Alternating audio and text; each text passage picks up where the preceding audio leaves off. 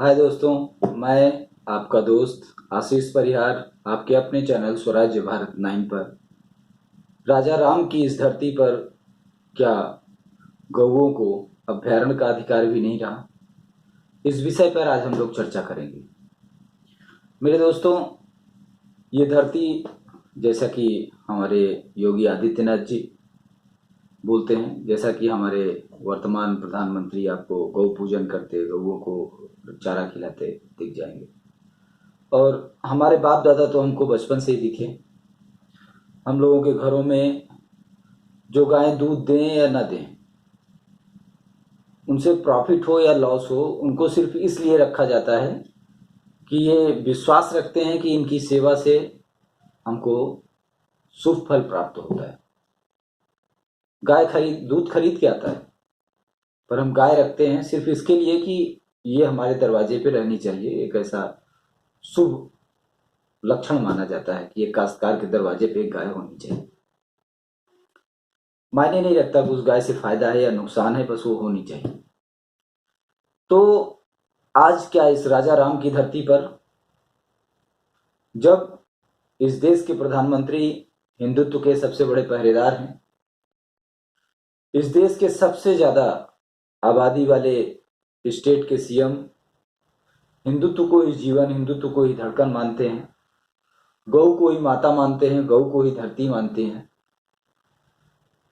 जब सत्ता पर बैठे सभी शीर्ष लोग जो ताकतवर हैं, अगर हकीकत में देखा जाए आज के दौर में, तो दो आदमियों से ज्यादा ताकतवर मुझे नहीं लगता कोई है। कोई कुछ भी बोले, पर मेरे समझ में ऐसा नहीं आता कि जिन्होंने अपने आप को प्रमाणित किया है, अगर हम देख लें मोदी जी का नेतृत्व गुजरात में, गुजरात के बाद केंद्र में, जिस तरीके से उन्होंने देश के लिए काम किया, दिन रात जो भी काम किया, उसका परिणाम भी नजर आ रहा है। देश में काफी बदलाव आया, बहुत कुछ बदल गया। पहले में अब में जमीन आसमान का अंतर है। उसके बाद उत्तर प्रदेश में अगर हम चले जाएं तो आप अपने योगी बाबा आदित्यनाथ,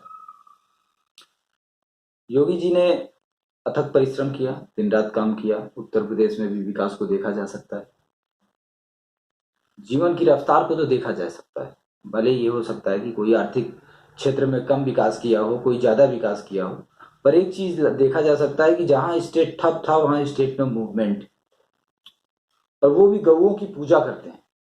जहां तक हम जानते हैं और जहां तक हर योगी का एक स्वभाव होता है, वो गुस्से वाला हो या नॉर्मल हो, गुस्से वाला तो सवाल ही नहीं होता, क्योंकि योगियों का जीवन ऐसा होता है कि वो लोगों के बीच में रहते हैं, लोगों को ही परिवार मानते हैं, उन्हीं के बीच में स्टार्टिंग से वो भिक्षाटन करते हैं, देशाटन करते हैं, एक एक परिवार को देखते हैं, उनके दुख को, दर्द को, उसी में जीते हैं। एक बार इंसान सन्यासी हो जाने के बाद समाज का हो जाता है, उसका पूरा जीवन समाज के लिए ही संघर्ष करते हुए बीतता है। समाज को समर्पित हो जाना ही सन्यासी है। और देखा जाए तो है भी, वो लोग समर्पित ही हैं। पूरा जीवन, पूरा टाइम उन्होंने उसी में लगा दिया, चाहे कोई यश दे, कोई अपयश दे या कुछ भी दे, पर वो अपना जीवन, अपना समय देते हैं। आज मैं इस वीडियो के माध्यम से उनसे ये निवेदन करना चाहूंगा और अपनी बात को भी रखना चाहूंगा, और इसके माध्यम से हमारे लोग भी अपनी बात को रखना चाहेंगे, क्योंकि मैं एक गांव का रहने वाला हूँ, काश्तकार हूँ। हमारे जितने रिश्तेदार हैं वो भी सब काश्तकार हैं, गांव के रहने वाले हैं। हमारे जितने दोस्त हैं वो भी काश्तकार हैं, गांव के रहने वाले हैं। तो इसलिए आज एक पीड़ा को हम रखना चाहते हैं, क्योंकि अब हम लोग, मोदी जी, हम लोग गौ को बहुत मानते हैं। अब ये आप समझिए कि गौ के प्रति हमारा प्रेम ऐसा है कि हम अपने दरवाजे पे एक गाय रखते ही रखते हैं। दूध खरीद के आता है, दूध नहीं देती, और वो गाय रहेगी।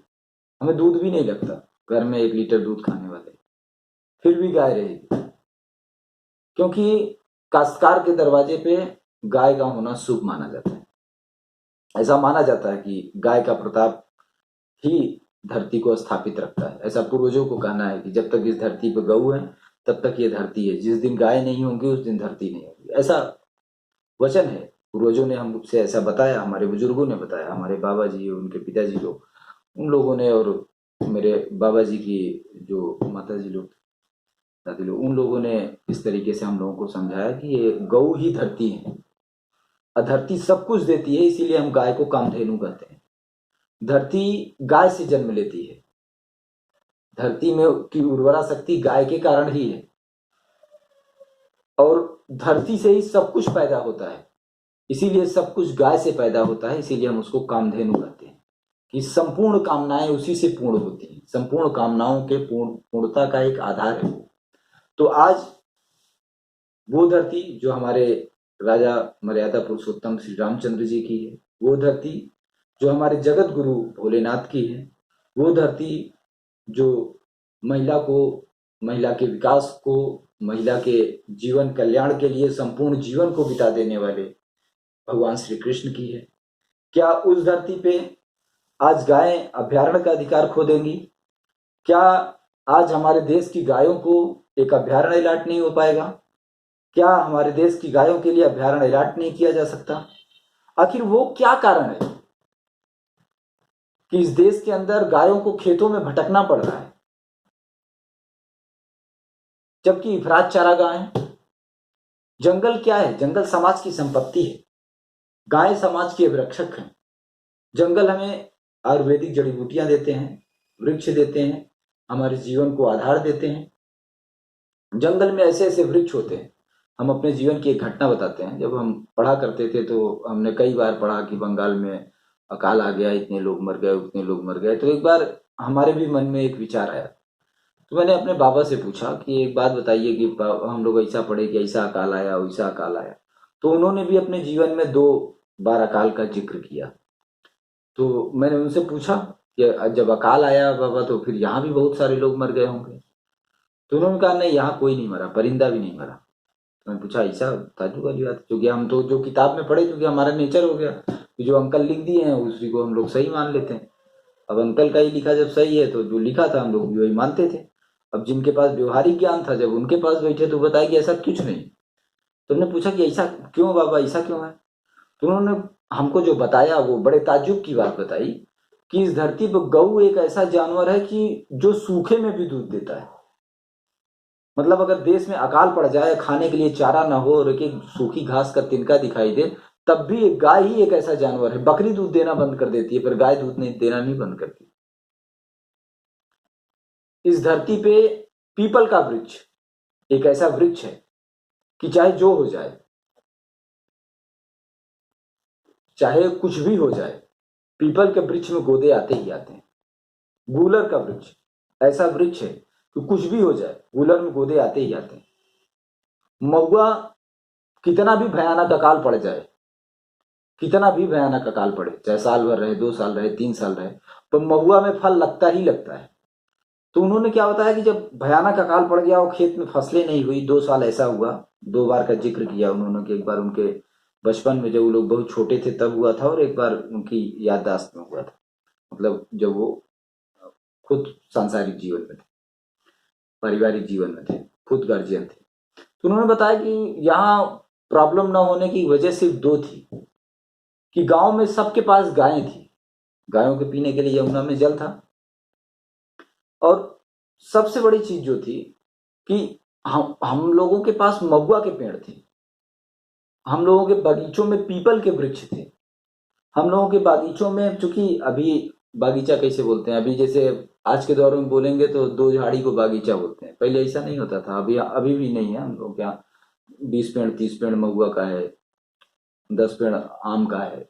आम का मतलब अब उस 10 पेड़ में तो आज के दौर के लगभग 40-45 पेड़ कंपनियां लगा देती। जो पुराने पेड़ हैं वो एक पेड़ कम से कम 3 बिस्वा में रहता है। आज भी जितने महुआ के पेड़ हैं वो गिरी दशा में 3 बिस्वा से कम में तो कोई एक पेड़ नहीं है, मतलब एक पेड़ कम से कम 3 बिस्वा जमीन लेता है। आजकल एक नया हिसाब किताब चल पड़ा है कि जो भी है उस पर हम लोग नहीं जाएंगे क्योंकि वो एक अलग मैटर हो जाएगा। तो सबसे बड़ी बात जो हमारा मेन सब्जेक्ट है वो ये है कि आखिर ऐसी क्या वजह है, वो चीज क्या है, वो कारण क्या है कि हमारी सरकारें गायों को अभ्यारण्य में नहीं डाल रही हैं। हम ये चाहते हैं, ये उनका अधिकार है, ये अधिकार उनको भगवान श्री कृष्ण ने दिया, हमारे चक्रवर्ती सम्राट, हमारे राजा, हमारे परम प्रतापी राजा धर्मप्रिय मर्यादा पुरुषोत्तम श्री रामचंद्र जी ने दिया। तो जब ये पूरी धरती ही उनकी है और इस धरती पे ये देश बसता है और ये सभ्यता उनके आधार पे बसती है। जब इस धरती के जगत गुरु भोलेनाथ गाय को एक संरक्षित जीव मानते हैं और इंसान को बताया, सीख दिया उन्होंने कि अपने प्राणों को दे करके भी इस जीव की रक्षा करना, तो आज उस धरती पर, उस भोलेनाथ की धरती पर, उस मर्यादा पुरुषोत्तम श्री रामचंद्र जी की धरती पर, इस भगवान श्री कृष्ण की धरती पर क्या गायों को जंगल में एक अभ्यारण्य अलाट नहीं किया जा सकता? क्या वो गायें इस तरीके से दर दर भटकेंगी? क्या वो इस तरीके से फसलों में उचरती रहेंगी? अच्छा, एक छोटा किसान करे भी तो क्या करे? आज बड़े बड़े अधिकारी हैं, बड़े बड़े नेताजी लोग हैं, सदन में खड़े होकर बोलते हैं पेट्रोल का पैसा नहीं, अगल बगल वाले भी हंसने लगते हैं, क्योंकि सबको पता है। अब ठीक है, उस पर नहीं जाते, जो भी उनका डीजल पेट्रोल है।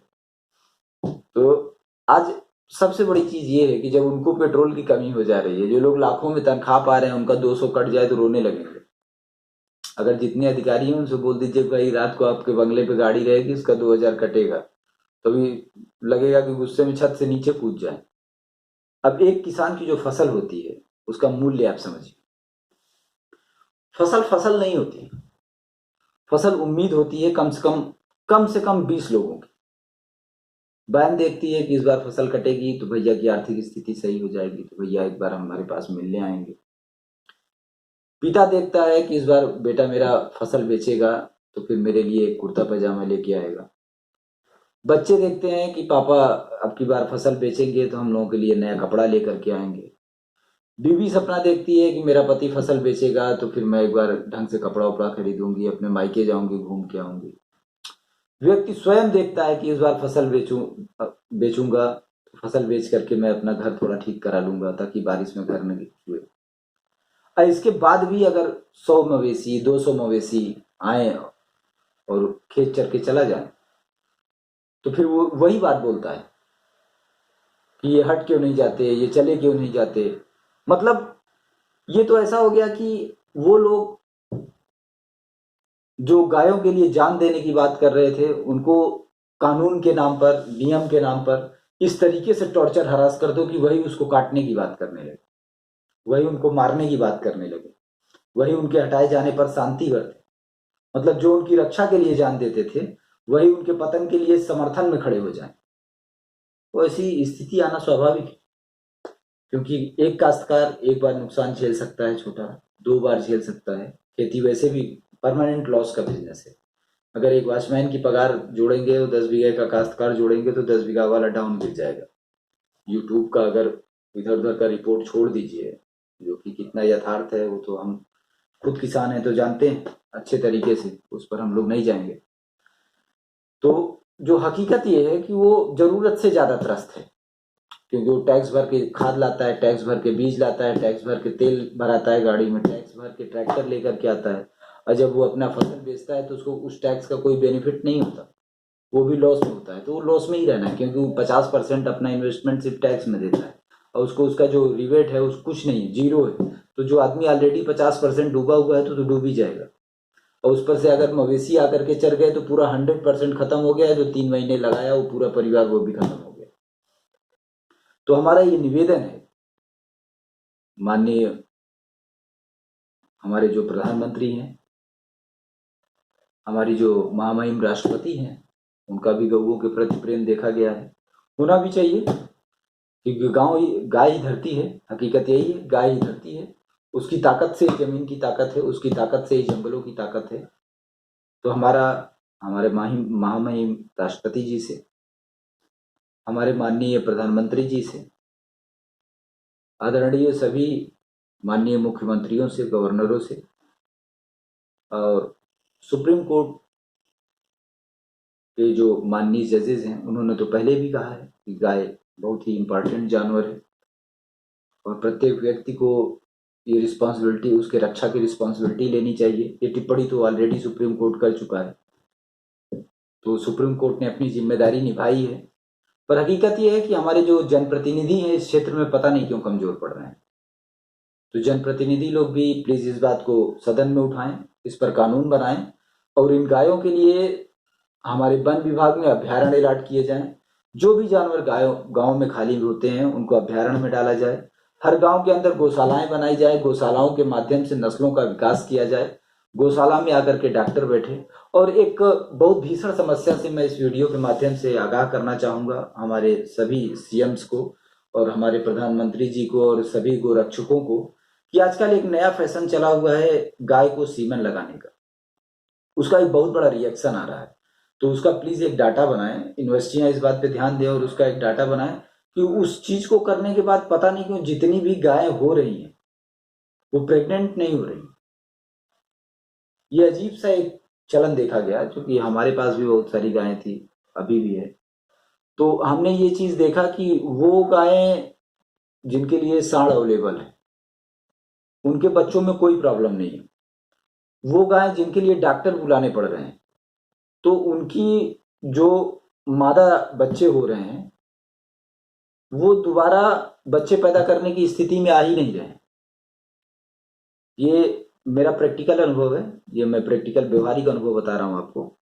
और ये चीज का सर्वे करना बहुत ज्यादा जरूरी है। और इस बात के लिए मैं माननीय प्रधानमंत्री जी से बोलूंगा कि वो यूनिवर्सिटियों को निर्देश जारी करें कि वो इस बात का सर्वे करें कि कहीं ऐसा तो नहीं कि इस राष्ट्र के अंदर कोई ऐसा षड्यंत्र चल रहा है कि कोई बीफ सप्लायर गैंग पूरे हमारे सिस्टम को टेक करके इस तरीके का हरकत करने की कोशिश कर रहा है कि बहुत ज्यादा मात्रा में इस तरीके के बाज जानवरों को पैदा कर दे जिसके कारण फिर उनका बिजनेस आगे बढ़ सके। क्योंकि एक गाय गाय नहीं होती, एक गाय आस्था का, विश्वास का प्रतीक है। और अगर आर्थिक कारण से भी देखेंगे, आर्थिक जरूरतों के हिसाब से भी देखेंगे, तो एक जानवर के पीछे एक आदमी पूरा दिन लगाता है। अगर पैसे से जानवर को तोलेंगे तो कभी नहीं तोल पाएंगे आप, वो किसी भी हिसाब से उसका मोल नहीं हो पाएगा। वो घर के एक प्राणी की तरह रहता है। हकीकत यही है कि गांव में लोगों के यहाँ गाय एक घर के सदस्य की तरह ही रहती है। ज्यादातर लोगों के यहाँ, कुछ लोगों की बात अलग है, उनके घर में तो आदमी भी सदस्य नहीं रहते, पर लगभग 95% लोगों के घर में गाय घर के सदस्य की तरह ही रहती है।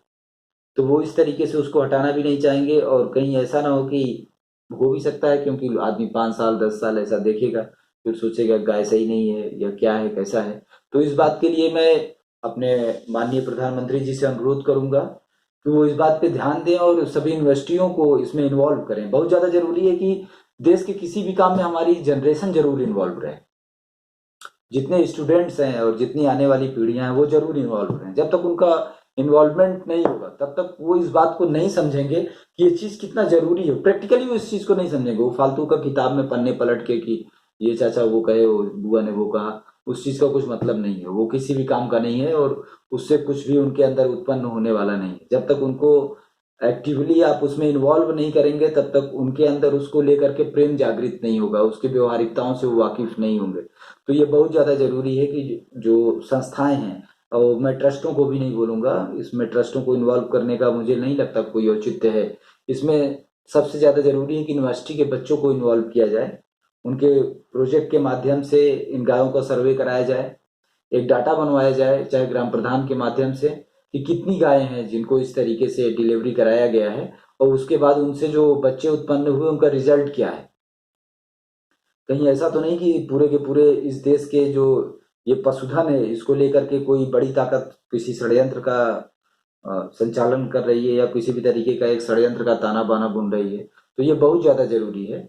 और हमारा ये बहुत अनुरोध है अपने पूरे सदन से, अपने माननीय प्रधानमंत्री से, महामहिम राष्ट्रपति से, महामहिम गवर्नरगढ़ से और माननीय मुख्यमंत्रीगढ़ से और अपने माननीय सभा के जितने सदस्य हैं, चाहे वो राज्यसभा के हो, लोकसभा के हो, विधानसभा के हो या विधान परिषद के हो, कि प्लीज आप इस बात पे ध्यान दीजिए। और इतना तो हो ही सकता है कि मर्यादा पुरुषोत्तम की इस धरती पे, जिसके लिए उन्होंने वचन दिया था कि गौओं की रक्षा होगी, इस धरती के जगत गुरु भोलेनाथ जिनका निर्देश है कि गौओं की रक्षा मनुष्य अपने प्राणों को भी संकट में डाल के करना पड़े तो करे, उस धरती पर वो दिन न दिखाएं कि गौओं के लिए अभ्यारण्य न हो, कि गौओं के लिए हमारे पास खड़े होने की जमीन नहीं रही। ये शब्द इस धरती पे एक कलंक की तरह लगेगा और ये अपमान करने जैसा हो जाएगा अपने मूल्यों का, अपने पूर्वजों का। अपने स्वयं के अपमान करने जैसा हो जाएगा। तो ये हमारा अनुरोध है अपने माननीय सदन के सभी सदस्यों से, अपने महामहिम राष्ट्रपति से, माननीय प्रधानमंत्री जी से, कि प्लीज इस बात को समझें, इस बात को संज्ञान में लें। और जहां तक मैं जानता हूं कि आज तक शायद किसी ने आपसे अनुरोध नहीं किया इस बात पे, आप लोग बिजी भी रहते हैं काम में बहुत ज्यादा, तो आपका निगाह भी नहीं गया होगा इस पर। तो मैं अपने माध्यम से इस बात से आपको अवगत कराता हूं, क्योंकि गांव में घूमते हुए, गांव में विचरण करते हुए, लोगों से मिलते हुए, बात करते हुए उनके दुख दर्द को हमने समझा है। क्योंकि गायें उनके जीवन का एक हिस्सा है, वो गायों को मरता हुआ भी नहीं देख पाते। बहुत सारे लोग ऐसे हैं कि खेतों में झटका का तार लगा दिए पर वो झटका नहीं लगाए, करंट नहीं लगाए। मतलब उनके मन में ऐसी भावना है कि कुछ भी हो जाए, नुकसान हो जाए तो हो जाए, चलेगा, फसल चल जाए तो चल जाए, चलेगा, पर गौओं को झटका नहीं देंगे करंट। तो इस धरती पे ऐसा ना करें। इंसान का जीवन भी महत्वपूर्ण है और गायें भी इंसान से कम नहीं है, इनका जीवन भी महत्वपूर्ण है। तो अगर इंसानों के अधिकार हैं, जंगली जानवरों के अधिकार हैं, तो जंगली जानवरों से ऊपर गायों के अधिकार होने ही चाहिए। किसी भी हाल में गायों का अधिकार जंगली जानवर से ऊपर ही होना चाहिए। क्योंकि इस धरती को, इस राज्य को, इस राज्य व्यवस्था को इंसानों ने बनाया है, तो सबसे पहले इंसानों के साथ रहने वाले जीवों को के बारे में सोचा जाएगा, सबसे पहले इंसानों के बारे में सोचा जाएगा, उसके बाद फिर हम दूसरी चीजों के बारे में सोचेंगे। तो गायों के बारे में सोचना सर्वाधिक जरूरी है, बहुत ज्यादा जरूरी है कि गायों के लिए जंगल में अभयारण्य बनाए जाएं। अगर जंगलों में अभयारण्य नहीं बनाया गया तो जंगल की संपदाएं नष्ट हो जाएंगी। जंगलों में गाय के गोबर के बगैर पत्थर मिट्टी में कन्वर्ट नहीं होगा, ये आप लोग भी जानते हैं। जितनी भी पत्ते पतझड़ में जमीन पे गिर रहे हैं, अगर गायों के गोबर का प्रभाव में वो नहीं आए, उसमें नहीं आए, तो पत्ते कभी भी खाद में कन्वर्ट नहीं होंगे। कोई भी कूड़ा जब तक गोबर में नहीं मिलता है वो खाद में कन्वर्ट नहीं होता। गाय के गोबर के अंदर ही, जानवर के गोबर के अंदर ही वो पावर होता है कि वो उस कूड़े को जला करके खाद में कन्वर्ट कर देता है। वो सड़ता नहीं, वो जलता है उसके प्रभाव में, और उसके बाद ही वो खाद में कन्वर्ट होता है। तो पेड़ से कितने भी पत्ते गिर जाएं, अगर जानवर का गोबर नहीं होगा तो जंगलों के अंदर खाद नहीं होगी, खाद नहीं होगा तो दिन प्रतिदिन जंगलों की जमीनों की उर्वरक क्षमता भी कम होगी, वहां वृक्षों की क्षमता भी कम होगी। वहां जो औषधीय वृक्ष लगाए गए हमारे ऋषि मुनियों द्वारा, करोड़ों करोड़ों वर्ष तपस्या की गई, करोड़ों करोड़ों वर्ष लगा करके जिन लोगों ने उस संपदा को बनाया हुआ है, वो नष्ट हो जाएगी। वो संपदा उस जगह पे इसीलिए है क्योंकि गौए हैं, तो इसलिए उनका महत्व है। तो गायों को जंगल से, जंगल को गायों से जुदा ना करें। और प्लीज इस अनुरोध को समझें। ये अनुरोध पूरे राष्ट्र की तरफ से है, संपूर्ण किसान समाज की तरफ से है, ये इस देश के संपूर्ण किसानों की तरफ से, काश्तकारों की तरफ से, पशु रक्षकों की तरफ से, पशुपालकों की तरफ से हम आपसे ये अनुरोध करते हैं, अपने सदन से, अपने महामहिम राष्ट्रपति से, अपने महामहिम प्रधानमंत्री जी से, महामहिम सदन के सभी सदस्यों से ये अनुरोध करते हैं कि प्लीज इन गायों के लिए अभ्यारण्य का निर्माण करें। अगर इन गायों के लिए हम अभ्यारण्य का निर्माण नहीं करते हैं तो इन गायों का अपमान इस राष्ट्र के अपमान के समान है। इसलिए प्लीज ये सदन और हमारे सभी प्रतिनिधि इस बात को समझें और इस पर कार्यवाही जरूर करें। धन्यवाद। जय हिंद, जय भारत।